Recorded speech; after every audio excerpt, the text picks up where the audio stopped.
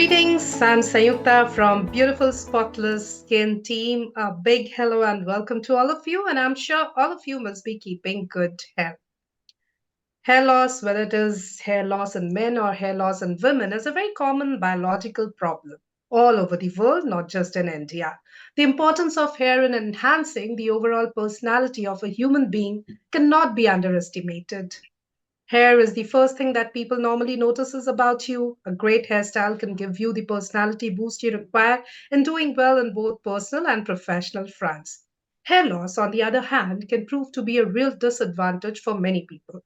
Many young boys and girls start losing their hair early in life, caused by a variety of genetic, environmental, and systemic factors. Hair fall can affect everyone, regardless of their country of origin. Thankfully, effective hair treatment can control and even reverse the hair loss process. So, we are here to know more about hair loss, its management, and more in detail about the hair care and its management. So, today, please join me in extending a warm welcome to our expert, Dr. Parvez Chaudhary from Jaipur, to make us aware on hair fall and its management. Dr. Paras Chaudhary, a distinguished consultant dermatologist, is dedicated in providing exceptional care at Chirayu Hospital in Jaipur. With an extensive background, she specializes in skin and hair care, along with expertise in the treatment of sexual diseases as well. Dr. Chaudhary earned her MBBS from Baroda Medical College and completed her post graduation MD in dermatology from Sardar Patel Medical College. Furthermore, she holds a fellowship in dermatosurgery, laser and aesthetic dermatology, and diagnostic dermatology. Dr. Chaudhary's commitment to patient well being is evident in her compassionate approach and high level of professionalism. Her wealth of experience not only restores patients' confidence but also leaves a lasting impact on their journey towards better health. Thank you so much, Doctor, for joining us today. A very warm welcome to you. Thank you so much, ma'am. Thank you so much for the good introduction. So, Doctor, today we are going to talk about a very common problem, which is hair fall, hair loss. And the problem is, I'm sure ऐसा कोई भी नहीं होगा जो ये कहे कि उसे कभी भी hair fall नहीं हुआ है. इतना common है ये. On a regular basis also we go through this because we see a lot of hair everywhere. And many a times we feel कि सब जगह हमारे बाल दिख रहे हैं, बस scalp पे ही शायद बाल नहीं है, तो यहाँ तक भी नौबत पहुंचती है. तो इसलिए बहुत जरूरी है कि हम हेयर केयर पर बात करें, हेयर लॉस, हेयर फॉल क्या है, क्यों होता है, इस पर बात करें. So to begin with a very basic question to you, what is hair fall और hair loss, doctor? How would you define it? Okay so hair fall जैसे कि आपने बताया बहुत ही कॉमन कंडीशन है and that happens to everyone at any age that can happen. So hair fall if that is happening like अगर आपके 100-150 से ज्यादा हेयर फॉल हो रहा है, हेयर शेड्स हो रहे हैं, आपका स्कैल्प ज्यादा विजिबल होने लगा है, then that will be the concern. तब आपको आपके डर्मेटोलॉजिस्ट से कंसल्ट करना चाहिए and you should ask them the reason. You can rule out the cause of that and then you should plan for the treatment. Okay, तो ये बहुत जरूरी है कि अगर हेयर लॉस हो रहा है तो हम नोटिस करें और एक एक्सपर्ट के पास जाए, एक्सपर्ट ओपिनियन ले. ये बहुत जरूरी है. And an expert in this case is a qualified dermatologist. Now doctor, in day to day also we see while we go for hair wash और hair comb करते वक्त, सो के उठते वक्त हमको दिखता है कि हाँ, थोड़े बहुत बाल रोज झड़ ही रहे हैं. हेयर फॉल जिसे हम बहुत आम भाषा में कहते हैं. तो हेयर फॉल, हेयर लॉस, ये दो अलग चीजें हैं क्या, या जो रूटीन एक होता है कि थोड़े थोड़े तो गिरते ही हैं, तो क्या वो एक नेचुरल, एक कॉमन प्रोसेस है? Yes ma'am. हेयर फॉल थोड़े थोड़े गिरना इज अ नॉर्मल थिंग. अगर आपके 60 to 80 to 100 hair falls daily गिर रहे हैं तो that comes in the normal level. But अगर वो बहुत ज्यादा गिर रहे हैं, 100-150 से ज्यादा डेली बेसिस पे हो रहे हैं and that is also on A chronic basis, मतलब वो लगातार आपके 6 महीने से लगातार बाल गिरते जा रहे हैं, बिल्कुल भी बीच में ठीक नहीं हो रहे हैं, then it is will be the concern. Second, अगर आपकी पार्टीशन ज्यादा दिखने लगे हैं, पैटर्न हेयर लॉस आने लगा है, तो आपको अपने डॉक्टर से मिलना चाहिए. नेक्स्ट, अगर आप किसी न्यूट्रिशनल डेफिशिएंसी से तो प्रभावित नहीं है, अगर आपको लग रहा है साथ में अदर सिम्टम्स भी आ रहे हैं, लाइक वीकनेस आ रही है, आपके नेल्स पे चेंजेस आ रहे हैं, आपके हेयर के टेक्सचर चेंज हो रहा है, ड्राई हेयर्स हो रहे हैं, that is also the sign जब आपको अपने डॉक्टर से कंसल्ट करना चाहिए. राइट, तो ये वो साइंस है, अगर ये दिखते हैं तो हमें डॉक्टर से संपर्क करना चाहिए, ये बहुत ज़रूरी है। कॉजेज़ क्या-क्या हो सकते हैं? डॉक्टर आपने कहा कि न्यूट्रिशनल लॉस की वज़ह से भी कई बार हेयर फॉल होता है, बहुत दूसरे रीज़न्स होते हैं, तो वो क्या तमाम रीज़न्स हो सकते हैं जिसके चलते हेयर लॉस हो? ओके, सो रीजंस बहुत ज्यादा हैं एक्चुअली। सबसे मेन इम्पॉर्टेंट रीजंस मैं आपको बताना चाहूंगी। इम्पॉर्टेंट है सीजनल, बिकॉज सीजनल वेरिएशंस होते हैं। जब भी सीजन चेंज होगा, you can feel that hair fall is increased, but that comes in the normal normal amount of hair fall. But अगर आप किसी न्यूट्रिशनल डेफिशिएंसी से है, like iron deficiency, vitamin B12, vitamin D3, वो आपको hair fall दे सकता है। अगर आप किसी तरह की मेडिकेशन ले रहे हैं, लाइक आपको एंजाइटी डिसऑर्डर है, मेंटल इश्यूज हैं, या फिर आप कीमोथेरेपी ले रहे हैं, वो आपको हेयर फॉल दे सकता है। इसके अलावा अगर आपकी जेनेटिक है, आपकी फैमिली में हिस्ट्री है हेयर फॉल की, पैटर्न हेयर लॉस आपको हो रहा है, तो that comes in the genetic part. इसके अलावा अगर आप बहुत ज्यादा हेयर स्टाइलिंग इंस्ट्रूमेंट्स यूज कर रहे हैं, आपने किसी तरह का ट्रीटमेंट लिया, लाइक स्मूथनिंग और मे बी स्ट्रेटनिंग, उसके बाद आपको हेयर फॉल स्टार्ट हो सकता है। अगर आपको कोई लंबा फीवर आया है, लॉन्ग इन्फेक्शन रहा है, आप किसी सर्जरी के अंडर गो गए हैं, आपको डिलीवरी हुआ है, पोस्टपार्टम अगर आप हेयर फॉल आपको हेयर फॉल इश्यूज हो सकते हैं। बहुत सारे रीज़न्स हैं जिसके चलते हेयर लॉस हो सकता है। अच्छा, एक आपने बताया था कि कैसे हेयर फॉल, हेयर लॉस 2 अलग चीज़ें हैं। एक तो रूटीन में हमारे बाल गिरते हैं और हमें सतर्क रहना चाहिए। अगर एब्नॉर्मली बाल झड़ रहे हैं या हमें प्रॉपर थिकनिंग ऑफ पार्टिशन दिख रहा है या स्कैल्प ज़्यादा नज़र आ रही है या थिनिंग ऑफ हेयर दिख रहा है, तो फिर हमें कंसर्न होने की ज़रूरत है। लेकिन कितने बाल झड़ना नॉर्मल माना जाता है कि अच्छा नहीं, ये तो नॉर्मल है, ये तो हेयर का एक साइकिल है। वो है तो वो झड़ेगा ही। तो वो वाला एक नॉर्मल क्वांटिटी कितना होता है नॉर्मली डॉक्टर? जी, जैसा आपने बताया हेयर साइकिल, यस, हेयर की एक साइकिल होती है जिसमें growth phase, resting phase and then shedding phase आता है। तो शेडिंग फेज में 2 to 3 मंथ्स आपका हेयर फॉल होगा, एंड उस फेज में अगर आपको 60 to 80 हेयर फॉल हो रहा है, तो that comes in the normal amount. But अगर वो हेयर फॉल आपका 100 अबव जा रहा है, that it will be concern, and obviously if the scalp is getting more visible, then it will be concern. Right. आपने बताया डॉक्टर कि अगर आपको ज़्यादा जो नॉर्मल है उससे ज़्यादा हेयर फॉल हो रहा है या पैटर्न हेयर लॉस दिख रहा है या जो हमने पहले भी बात की कि जहाँ से हमारी माँग निकलती है, अगर लग रहा है कि वो ज़्यादा उसमें गैप दिखने लग गया है, तो ऐसे में हमें एक डॉक्टर के पास जाना चाहिए। लेकिन आम तौर पे हमारी सोसाइटी में जो होता है, पहले तो ये होता था कि पहले हम होम रेमेडीज़ ट्राई करते थे, आजकल ये होता है कि पहले हम इन्फ्लुएंसर के की सुनते हैं, जो सोशल मीडिया पे इतने इन्फ्लुएंसर्स आजकल बहुत कॉमन हो गए and we keep on following them. तो ये होम रेमेडीज़, इन्फ्लुएंसर्स को फॉलो करना, इन्फ्लुएंसर्स भी मोस्टली या तो सप्लीमेंट्स या गमीज़ या कोई ना कोई होम रेमेडी बताते हैं। तो इनको फॉलो करना इज़ वर्थ या फिर ये वेस्ट ऑफ टाइम है क्योंकि हमें पहले डॉक्टर से जाकर मिलना चाहिए। तो क्या आप बताएँगे? क्योंकि बहुत एक नॉर्मल साइकी है, हम सबसे पहले होम रेमेडीज़ ट्राई करते हैं या इन्फ्लुएंसर जो बताता है वो ट्राई करते हैं, over the counter products try करते हैं। तो ये कितना हेल्दी प्रैक्टिस है doctor? Yeah, so first I talk about the home remedies. अगर आप होम रेमेडी ट्राई करेंगे, so if you have dandruff, if you are applying oil और you are mixing that with the sorry the lemon, so उससे आपको superficial आपके scale हट जाएंगे, but the actual root cause आप ट्रीट नहीं कर पाएंगे। होम रेमेडीज यूजुअली अगर आप हेयर लेंथ पे लगाते हैं, तो वो आपको कंडीशनिंग इफेक्ट देता है, it will not cure your cause. Second, influencers की जैसे आपने बात की, या Instagram is full of influencers, so वो आपको बताते हैं कि what is working for them, they are not talking about what is working, what will work on you. So obviously आपको आपके हेयर फॉल का कॉज रूल आउट कराना पड़ेगा। You need to visit your doctor. वो आपके hair को examine करेंगी, test करेंगी, and then they will investigate you, like the routine investigation. They will rule out nutritional deficiency, और रूल आउट करने के बाद they will start the specific treatment. अगर आप ऐसे ही कंटिन्यू रखते रहेंगे, तो you can end up in the more hair fall, and जितना आप लेट विजिट करेंगे, they will be more difficult for the doctor कि वो उसे ट्रीट कर पाए टाइमली। राइट।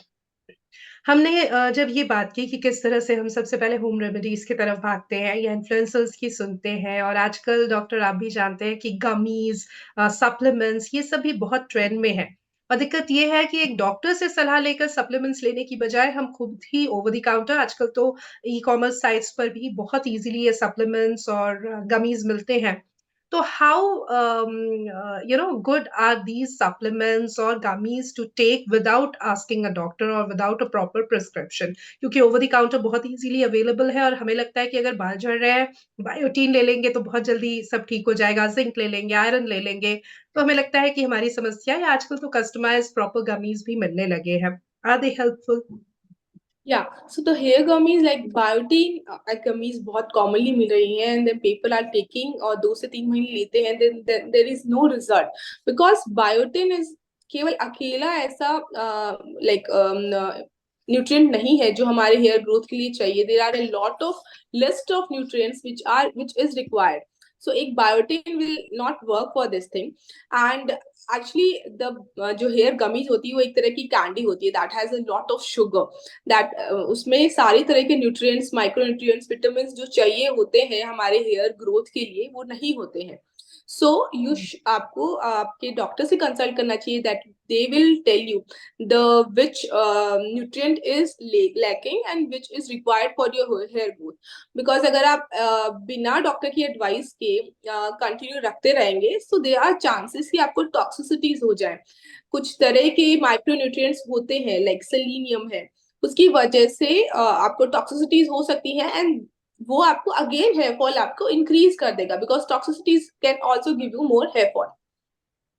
बिल्कुल, तो इसलिए बिल्कुल अंधी दौड़ में शामिल नहीं होना है। अगर सब लोग इन गमीज़ के लिए जा रहे हैं, ओवर द काउंटर सप्लीमेंट्स के लिए जा रहे हैं, तो आप सबसे पहले एक डॉक्टर से सलाह लीजिए। अगर वो आपको एडवाइस करते हैं, प्रिस्क्राइब करते हैं, तो ही आप वो लीजिए, ये बहुत ज़रूरी है।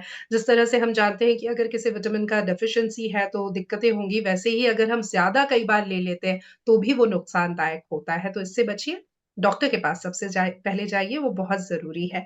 बालों के लिए कहा जाता है डॉक्टर कि हम जो खाते हैं, हमारा जो लाइफ़स्टाइल है, वो हमारे बालों में, हमारे स्किन में झलकता है। खाना हमेशा से कहा जाता है is very important when it comes to your skin, your scalp, your hair. बालों के लिए हम क्या-क्या अपने रेगुलर थाली में शामिल करें?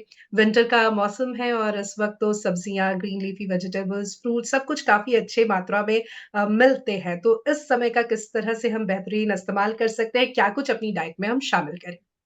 जी बिल्कुल ma'am. So diet is very like diet बहुत जरूरी है हमारे हेयर ग्रोथ के लिए. So iron vitamin D vitamin B 12 and zinc युक्त जो खाना है आप ले सकते हैं. अभी के सीजनल फ्रूट्स की अगर हम बात करते हैं तो अनार इसके अलावा चुकंदर आप ले सकते हैं गाजर ले सकते हैं. आप गाजर का जूस आप रेगुलर ले सकते हैं. इसके अलावा अगर आप नट्स की बात करेंगे सीड्स की बात करेंगे आलमंड या फिर काजू आप डेली अपने रूटीन में इंक्लूड कर सकते हैं. फिशेस अगर आप लेते हैं if you are non vegetarian fishes and chicken is also a good source of protein. So protein is also a good like it plays a very good role in the hair growth. So these are the few things जो आप अपने diet में include कर सकते हैं and obviously you can feel result with that also. Right. आपने कहा कि हेयर लॉस या जो पैटर्न बाल्डनेस है वो जेनेटिक भी होता है। तो अगर मान लीजिए किसी की फैमिली में ये हिस्ट्री है, तो उसे क्या करना चाहिए कि वो इसको थोड़ा प्रोलॉन्ग कर सके, डिले कर सके? क्या कुछ किया जा सकता है? So, ma'am, genetic reason actually we can't because if you are, my father is having the pattern hair loss. So, in my early age, I can get the pattern hair loss. So, hmm, to delay that, you need to start as early as possible. Like whenever you are feeling that my hairline is receding or my scalp is getting more visible, आप उसी वक्त अपने doctor से जाएं और treatment start करें because we can't actually treat that. हम उसे केवल प्रिवेंट ही कर सकते हैं. सो आपकी जो बॉन्डनेस है वो 10 to 20 years प्रोलॉन्ग हो जाएगी एंड आपके रिजल्ट्स परसिस्ट करेंगे. बिकॉज अगर आप उसे लेट कर रहे हैं जितना आप लेट करेंगे उतना ज्यादा आपको उस चीज को ट्रीट करने में मुश्किलें आएंगी. बिल्कुल, तो जितनी जल्दी जागो उतनी जल्दी सवेरा तो बहुत ज़रूरी है कि आप पहले से ही सतर्क रहें और सही सलाह लें और सही सलाह सही व्यक्ति से लेना बहुत ज़रूरी है, जो कि है क्वालिफाइड डर्मेटोलॉजिस्ट। कई लोग हैं जो हेयर वॉश से भी घबराने लगते हैं क्योंकि उन्हें लगता है कि हम जब भी बाल धोते हैं हमारे बाल झड़ते हैं, कंडीशनिंग करते हैं तो और ज़्यादा बाल झड़ते हैं। तो ऐसे में कई लोग हैं जो बहुत-बहुत दिनों तक कॉम्बिंग के साथ भी यही है कि हम जब भी कंघी करते हैं हमारे बाल झड़ते हैं तो वो बहुत दिनों तक करते ही नहीं है क्योंकि झड़ेंगे ही तो इकट्ठे बाद में ही करेंगे, रोज़-रोज़ नहीं झड़ेंगे। तो इस पे आपका क्या कहना है डॉक्टर कितना ऑफ़न हमें हेयर वॉश करना चाहिए, कॉम्बिंग करना चाहिए? और क्या वाक़ई में हेयर वॉश में ज़्यादा बाल झड़ते हैं? ओके, हेयर वॉश में मैम बाल झड़ते हैं, that is the obvious thing, because you are cleaning your scalp, आप अपना स्कैल्प क्लीन कर रहे हैं, तो ऑब्वियसली जो शेडेड हेयर्स हैं वो आपके फॉल होंगे, but that is normal part, वो नॉर्मल प्रोसेस है। आपको एटलीस्ट ट्वाइस और थ्वाइस अ वीक हेयर वॉश करना चाहिए। अगर आपका बहुत ही ज्यादा ऑयली स्कैल्प है, आप बहुत ज्यादा एक्सरसाइज करते हैं, स्ट्रेनियस एक्टिविटीज करते हैं, तो आप ऑल्टरनेट डेज भी अपना हेयर वॉश ले सकते हैं। इम्पॉर्टेंट थिंग, स्कैल्प की हाइजीन को मेंटेन करना है, बिकॉज अगर आप अपने स्कैल्प को ही क्लीन नहीं रखेंगे तो इन्फेक्शन होना, बैक्टीरियल इन्फेक्शन होना, फंगल इन्फेक्शन होना, डैंड्रफ होना हो सकता है, और जिसकी वजह से आपको अगेन हेयर फॉल बढ़ेगा।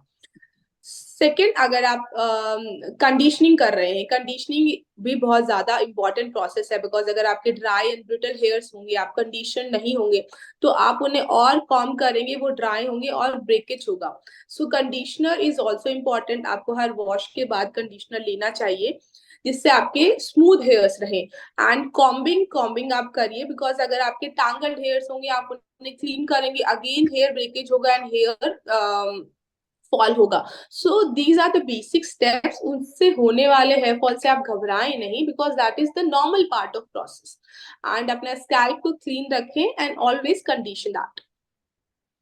बिल्कुल, तो ये बहुत ज़रूरी है लेकिन कई लोग बहुत घबराते हैं और हमारी एक व्यूअर हमारे साथ जुड़ी है फारिया बेग, उनका भी यही सवाल है, तो आई एम श्योर बहुत सारे ऐसे लोग हैं जो हेयर वॉश करने से घबराते हैं, तो इनका सवाल एक बार मैं पढ़ देती हूँ। How often should you wash your hair to prevent hair fall?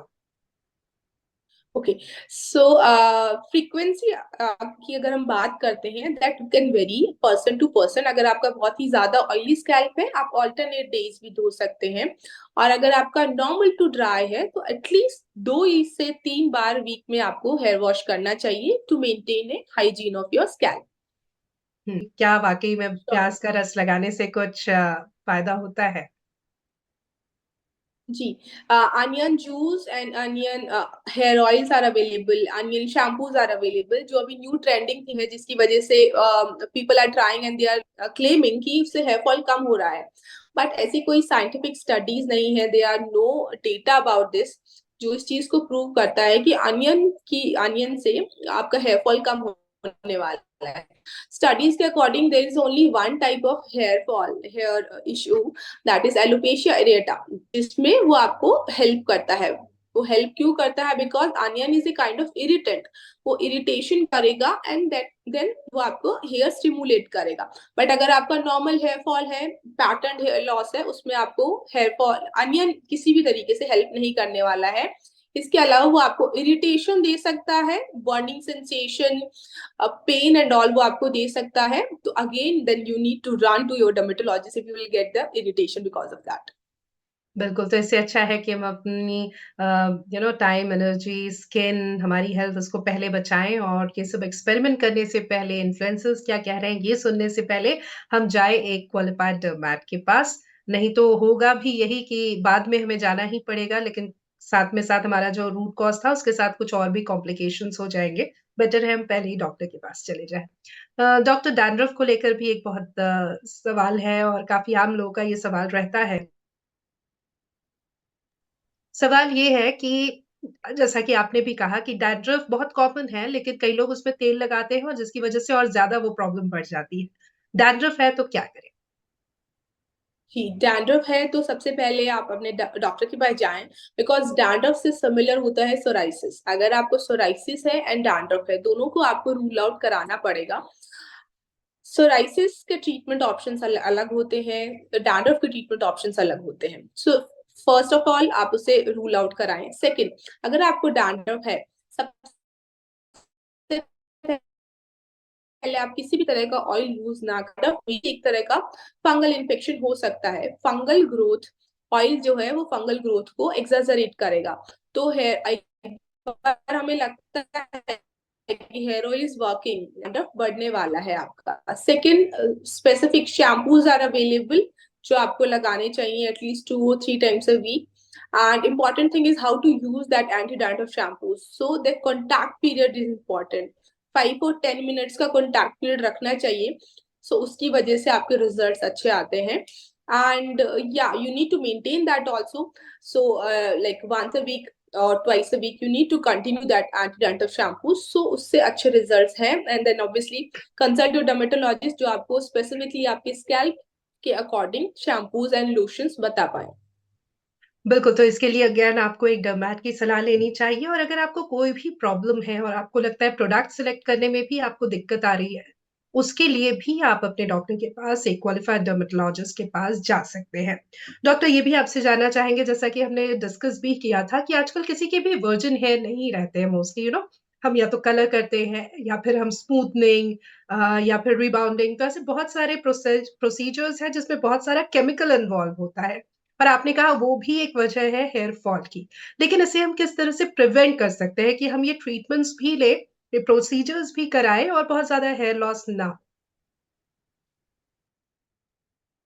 Ji, chemical treatments आपको हेयर फॉल देंगे, बट इम्पोर्टेंट थिंग है आप उसे बहुत फ्रीक्वेंटली यूज ना करें। वंस इन अ वाइल अगर आप करा रहे हैं then it's fine, but in between जो आपके प्रोसीजर्स हैं, एक्सपेरिमेंट्स हैं, उनके बीच में एक सिग्निफिकेंट अमाउंट ऑफ गैप होना चाहिए, एटलीस्ट 3 to 6 month, बिकॉज उस पीरियड ऑफ टाइम में आपका हेयर फॉल जो आपके हेयर्स है वो बैक टू अपनी ग्रोथ ले पाए, अपना न्यूट्रिशन ले पाए।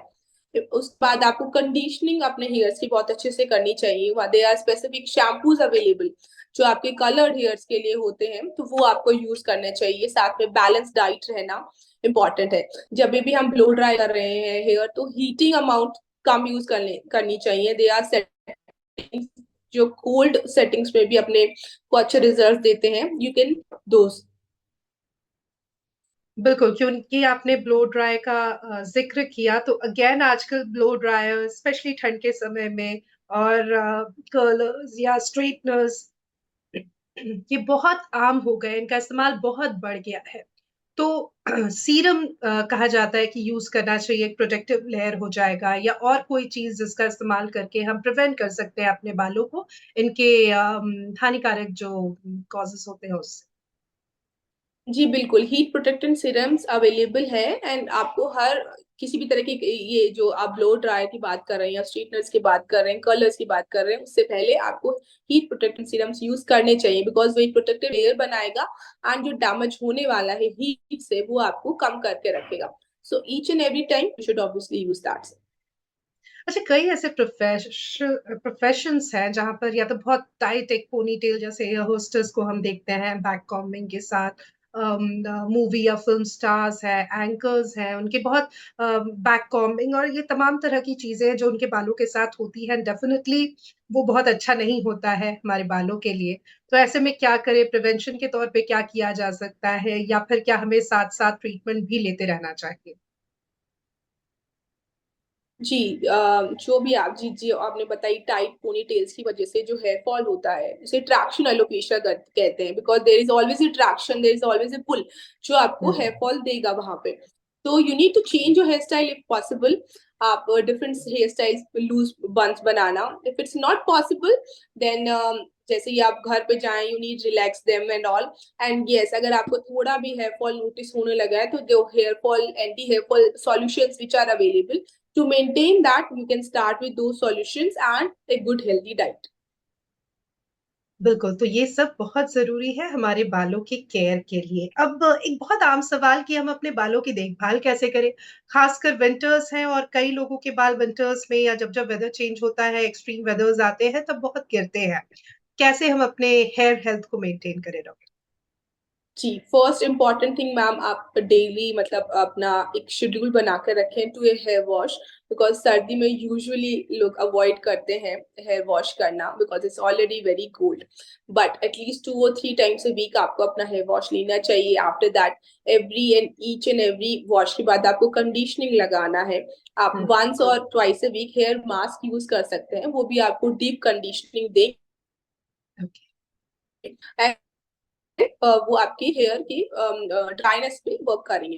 सेकंड, अगर आप न्यूट्रिशनल डाइट अगर अच्छे से ले रहे हैं, नट्स वाली जो चीज है वो आप इंक्लूड करें, सीड्स इंक्लूड करें, एंड फिश ऑयल्स।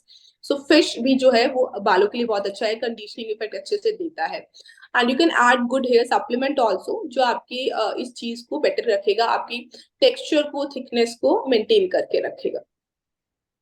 बिल्कुल, तो इन बातों का भी हमें ध्यान रखना चाहिए। जब कोई पेशेंट आपके पास आता है, तो सबसे पहले आपने कहा कि रूट कॉज़ समझना कि क्यों हेयर फॉल हो रहा है, हेयर लॉस हो रहा है, ये बहुत ज़रूरी है। तो क्या किया जाता है? एज़ अ डॉक्टर आप क्या करते हैं रूट कॉज़ तक पहुँचने के लिए? जी, तो मैम सबसे पहले हम उनकी स्कैल्प की चेक करते हैं, कंडीशन को देखते हैं कि हाइजीन कितना है, डैंड्रफ है कि नहीं, किसी और तरीके की डिजीज से तो अफेक्टेड नहीं है, like psoriasis, seborrheic dermatitis, fungal infection और बैक्टीरियल इन्फेक्शन। हम उनकी पूरी हिस्ट्री लेते हैं 3 to 6 मंथ बिफोर, अगर उनको कोई long fever, any surgery, trauma, mental illness अगर हुआ है नहीं हुआ है। उनके बाद उनकी न्यूट्रिशनल डिटेल्स के बारे में हम इन्वेस्टिगेट करते हैं, उनके रूटीन ब्लड टेस्ट कराते हैं टू चेक वेदर उनको किसी तरह का न्यूट्रिशनल डेफिशिएंसी तो नहीं है जो कि उनको हेयर फॉल नहीं दे रहा है, वो किसी ट्रीटमेंट पे चल रहे हैं या नहीं, साइकेट्रिक, कीमो और एनी काइंड ऑफ ट्रीटमेंट जो उनके हेयर फॉल को बढ़ा सकता है। इसके अलावा few newer checkups like dermoscopy is also available, जिससे हम चेक करते हैं and then we can find out the exact reason for these things. और डायग्नोसिस के बाद ट्रीटमेंट, लाइन ऑफ ट्रीटमेंट क्या होता है डॉक्टर? क्या-क्या ऑप्शंस अवेलेबल हैं? जी मैम, लाइन ऑफ ट्रीटमेंट अगर हम कॉज फाइंड आउट कर पाए हैं तो obviously we will treat that cause. अगर आपको न्यूट्रिशनल डेफिशिएंसी है, हम उसे ट्रीट करेंगे। किसी तरह के इन्फेक्शन ट्रीट करेंगे, psoriasis है, psoriasis को ट्रीट करेंगे। Serums and oral tablets available जो स्पेसिफिक हमारी रीजन पे वर्क करते हैं। And other than that, PRP session, GFC sessions are available, mesotherapies are available, जो हमारे stem cell therapies are also available that works great on like hair loss. बिल्कुल। एक हमारे व्यूअर हैं जॉन वर्गस, उनका क्वेश्चन है, is regular massage of hair important और not for healthy hair? Yes, hair massage आपको कंडीशनिंग इफेक्ट देगा। So if you do not have oily scalp, तब आप अच्छे से मसाज ले सकते हैं, but massage should not be very harsh, because वो भी आपको ट्रैक्शन की वजह से हेयर फॉल या हेयर ब्रेकेज दे सकता है। It should be just warm oil आप यूज करें एंड जेंटल मसाज आप करा सकते हैं, and that should be just 1 or 2 hours before head bath, because if you are keeping that overnight, that will not give you any kind of extra benefit. बिल्कुल, तो जिस तरह का एक चंपी का फ़ैशन है कि बहुत तेज़-तेज़ चंपी करना बालों में तेल के साथ, वो अच्छा नहीं है, आप कह रही हैं। और साथ ही साथ रात भर बालों में तेल लगा के छोड़ना भी is not a good idea. नहाने से या हेयर वॉश करने से रादर 1 डेढ़ घंटे पहले आप लगा के हेयर वॉश कर लीजिए, ये अच्छा रहेगा। एक और हमारे साथ हमारी व्यूअर जुड़ी है आकांक्षा पुरी, उनका क्वेश्चन है, please give me some tips that how to manage a long hair so that कि बाल ज़्यादा झड़े ना। Sorry, I couldn't. Question, can you repeat? Sure, वो कुछ ऐसे टिप्स जानना चाह रही हैं, उनके लंबे बाल हैं, तो लंबे बाल को मैनेज करने के लिए वो क्या कर सकते हैं, जिससे उनके बाल झड़े ना? जी बिल्कुल। So first important thing ma'am, आप हेल्दी डाइट रखिए एंड अपने स्कैल्प को क्लियर रखें। आपके बहुत ही लंबे हैं तो आप जब भी रात को सोते हैं, यू कैन पुट लूज, आप पोनी टेल बना सकते हैं, बिकॉज ड्यूरिंग जब भी हम सोते हैं तो बहुत सारे टॉस एंड उसकी करवटों की वजह से, अपने हेयर फॉल में ट्रैक्शन की वजह से हेयर फॉल हो सकता है। And otherwise that good shampoo, conditioning and good diet will help you for this thing. Okay. अच्छा, जिनके जेनेटिक बाल्डनेस होता है डॉक्टर, तो क्या उनके लिए भी ट्रीटमेंट्स हैं? जी बिल्कुल मैम, उनके लिए specific serums and oral tablets are available, जो उस चीज को मेंटेन करके रखेगा, उसको प्रिवेंट करके रखेगा एंड आपको न्यू ग्रोथ भी देता है। उसके अलावा इंजेक्टेबल्स, अभी न्यू जो सेशन जो ट्रीटमेंट अवेलेबल है, जैसे PRP, platelet rich plasma, GFC therapies, mesotherapies और माइक्रो नीडलिंग, जिसमें हम डमा पेन और डमा रोलर्स यूज करते हैं। These are the newer one जो इफेक्टिव भी है and that gives good results. And in last option will be the hair transplant. If these are not working kind of thing and still हम advance stage में पहुंच चुके हैं baldness के, then we try these hair transplant surgeries. तो hair transplant जैसे surgical treatment के लिए कौन वो पेशेंट्स हैं जो जा सकते हैं डॉक्टर? जी, तो जिन पेशेंट्स में जो लेट जागे हैं, जिनका ऑलरेडी बहुत ज्यादा हेयर लाइन रिसीड कर चुका है, वहां पे हेयर फॉलिकल्स पूरी तरह से डिस्ट्रैक्ट हो चुके हैं, जिनमें हम फिर से ये जो मैंने अभी आपको नेम लिस्ट बताई, जो प्रोसीजर्स उनको रिजल्ट नहीं दे रहे हैं, then we try the hair transplant, जिसमें हम नए हेयर फॉलिकल्स लगाते हैं एंड उसकी वजह से अच्छी डेंसिटी हम कवर कर सकते हैं। बिल्कुल। ये भी आपसे हम जानना चाहेंगे डॉक्टर कि इस तरह के जो प्रोसीजर्स हैं, जो ट्रीटमेंट्स हैं, वो क्वालिफाइड डर्मैट्स तो देते ही हैं अपने क्लिनिक में। कई बार हमने देखा है क्वैकरी इज रैपिडली इंक्रीजिंग, या फिर पार्लर्स हैं, सलून्स हैं, वो भी दावा करते हैं कि हम भी ये सब प्रोसीजर्स, ट्रीटमेंट्स देते हैं। End of course cost is a big decisive factor, क्योंकि कई बार जो मिडिल क्लास बंदा है, वो अगर इन ट्रीटमेंट्स के लिए जा रहा है और उसको लग रहा है कि ये पॉकेट फ्रेंडली नहीं है, तो फिर वो छोटी जगहों से भी करा लेते, पार्लर से भी करा लेते। तो क्या रिस्क है और किस तरह से हम सही जगह चुने? जी बिल्कुल मैम, ये आपको बहुत ही अच्छा क्वेश्चन है, because quacks are a lot here. So important thing, जो भी प्रोसीजर्स वो आपको करेंगे, they do not know exact technique. उनको जो हमें प्रिकॉशंस रखने चाहिए उनके बारे में बिल्कुल आइडिया नहीं है। They can tackle the emergency conditions, if something is happening, if something allergy is happening, अगर वो किसी रिएक्शनरी में आप शॉक में चले गए, इन्फेक्शन हो गया, उस चीज को मैनेज नहीं कर सकते हैं। सेकेंड, वो जिस हाइजीन से कर रहे हैं, चांसेस ऑफ इन्फेक्शन बहुत ज्यादा होते हैं। थर्ड, जो मशीन यूज कर रहे हैं, if they are not good, वो आप उन पे पैसा भी लगा रहे हैं and you are not getting the results also. Because if you all talk about the PRP, that plated rich plasma, उसमें अगर आपके प्लेटलेट्स के काउंट एग्जैक्ट अमाउंट में नहीं है, जो कि एक डर्मेटोलॉजिस्ट आपको दे सकता है with good quality machines and with their expertise, तो वो रिजल्ट्स आपको इन क्वैक्स के पास नहीं मिलेंगे। एंड नेक्स्ट, अगर उसकी वजह से अगर उन्होंने किसी का भी ओवरडोज किया, स्कारिंग हो गया, तो that is the condition. Scarring alopecia is the condition in which, जिसमें हम एक last option will be just hair transplant, जिसमें हम हेयर ट्रांसप्लांट के अलावा कुछ नहीं कर सकते। तो अगर आप उस कंडीशन में जा रहे हैं, तो उनसे जाने से बेटर है कि आप पहले ही डर्मेटोलॉजिस्ट से कंसल्ट करें एंड बेस्ट ट्रीटमेंट लें। अदरवाइज जो आपने 3 और 4 सेशंस क्वैक्स के पास लिए हैं, वो मनी आपका ऑलरेडी वेस्ट होने वाला है, and then you will again turn to the doctor. So it is a good advice that आप अपना डॉक्टर सही चूज करें, उनकी क्वालिफिकेशन चेक करें एंड देन डिसाइड करें आपके बजट के अकॉर्डिंग। बिल्कुल, तो जो डॉक्टर हैं उन्होंने पढ़ाई की है हमारी स्किन को लेकर, हमारे स्कैल्प को लेकर, हमारे हेयर को लेकर, तो ऐसे में बहुत ज़रूरी है कि अगर हम ऐसे भी अगर कोई और ऑर्गन होता, मान लीजिए किडनी, लिवर, हार्ट से रिलेटेड कोई प्रॉब्लम होता, तो हम किसे चुनते, किस डॉक्टर को चुनते? हम सबसे बेस्ट को चुनने की कोशिश करते। हम अगर सर्फिंग भी करते तो ये जानने की कोशिश करते कि वो कौन है डॉक्टर जो जिसके रिव्यू सबसे अच्छे हैं। तो बालों के साथ, स्कैल्प के साथ, स्किन के साथ भी हमें यही करना चाहिए। एंड एनीवेज़ जैसा कि शुरू में भी हमने कहा कि हमारी स्किन, हमारा स्कैल्प, हमारे बाल, ये एक तरह से हमें बताता है कि हमारी अंदर की हेल्थ कितनी अच्छी है। तो बाहर कैसा है, इसके लिए अंदर कैसा है, ये बहुत ज़रूरी है और इसी के लिए बहुत ज़रूरी है कि अगर इनमें कोई भी तरह की प्रॉब्लम है, तो हम एक क्वालिफाइड डर्मेटोलॉजिस्ट के पास जाएँ ताकि वो सही इलाज इसका कर सके और सबसे पहले रूट कॉज़ समझ सके। ये भी आपसे जानना चाहेंगे डॉक्टर, कई बार ऐसा होता है, मान लीजिए मेरी किसी फ्रेंड को हेयर लॉस हो रहा था, वो एक डर्मेट के पास गई, उसने एक दवाई ली, प्रिस्क्रिप्शन फ़ॉलो किया, उसको फ़ायदा हुआ। मुझे जब हेयर लॉस हुआ, मैंने उससे डिस्कस किया, उसने मुझे अपना प्रिस्क्रिप्शन दे दिया और ये बहुत होता है। आपने कहा रूट कॉज़ पता होना बहुत ज़रूरी है। हो सकता है उसका रूट कॉज़ कुछ और तो मेरा कुछ और है। लेकिन मैं उसकी दवाई यूज़ करे जा रही हूँ और लंबे वक़्त तक कर रही हूँ, लेकिन मुझे कोई फ़ायदा नहीं हो रहा या हो सकता है कई बार नुकसान हो।